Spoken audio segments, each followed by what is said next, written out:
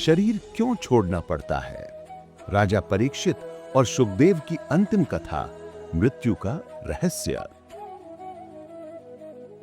जब मृत्यु सिर्फ एक दिन दूर हो और फिर भी मन शांत न हो, तब क्या करना चाहिए?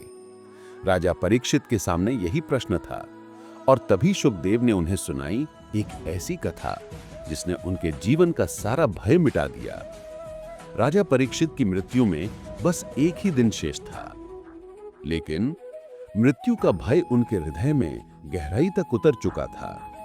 वे बार बार सोचते, मैं कैसे मरूंगा? मरने के बाद क्या होगा? उनकी व्याकुलता देखकर शुकदेव मुनि मुस्कुराए और बोले, राजन, मैं तुम्हें एक कथा सुनाता हूं, ध्यान से सुनो।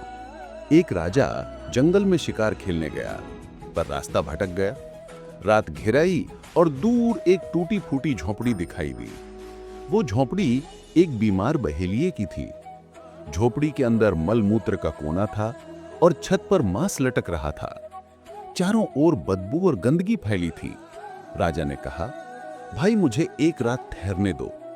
बहेलिया बोला, मैं पहले भी राहगीरों को ठहराता था, पर सुबह वे जाना नहीं चाहते। अब मैं ये झंझट नहीं चाहता। राजा ने वचन दिया, मैं केवल एक रात रहूंगा, फिर चला जाऊंगा। रात बीत गई, पर जैसे ही सुबह हुई, उस झोंपड़ी की दुर्गंध, उसका वातावरण राजा के मन को कुछ अजीब सा भाने लगा।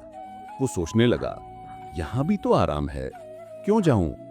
धीरे धीरे राजा उस झोंपड़ी से मोहग्रस्त हो गया, यहां तक कि उसने बहेलिये से झगड़ा भी कर लिया, वहीं रहने की जिद पर अड़ गया। शुकदेव मुस्कुराए और बोले, राजन बताओ, क्या उस राजा का व्यवहार उचित था? राजा परीक्षित ने कहा, नहीं, वो मूर्ख था जो राज सुख भूलकर उस गंदी झोंपड़ी में रहना चाहता था।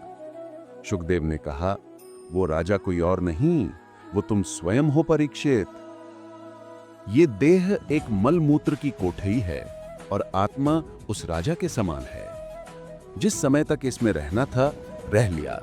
अब इसे छोड़कर आगे बढ़ने का समय है। धीरे धीरे शुकदेव के शब्दों ने राजा परीक्षित के मन से मृत्यु का भय मिटा दिया। उनका चेहरा शांत हो गया और वे मुस्कुराते हुए बोले, अब मैं जाने के लिए तैयार हूं।